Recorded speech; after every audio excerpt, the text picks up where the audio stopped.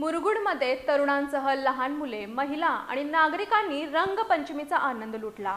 शहरातील मुख्य चौक, बाजारपेठ, गावभाग तसेच विविध कॉलनींमध्ये रंगांची उधळण करत नागरिकांनी रंगपंचमी साजरी केली। मुरगुडमध्ये दरवर्षीप्रमाणे यंदाही तरुणांसह लहान मुले, महिला आणि नागरिकांनी रंगपंचमीचा आनंद लुटला।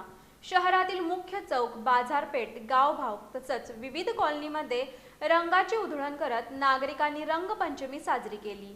यावेळी साऊंड सिस्टीमच्या तालावर तरुणाईनं मनमुराद नृत्य करत रंगपंचमीचा आनंद द्विगुणित केला।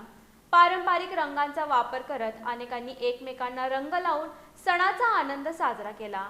काही ठिकाणी पाण्याचाही मोठ्या प्रमाणावर वापर करण्यात आला। रंगपंचमीच्या निमित्तानं शहरातील बाजारपेठेत विशेष गर्दी पाहायला मिळाली। रंग, पिचकारी आणि इतर साहित्य खरेदीसाठी शहरासह आजूबाजूच्या खेडेगावांमधून नागरिकांनी मोठी गर्दी केली होती। त्यामुळे बाजारपेठ दिवसभर गजबजलेली होती।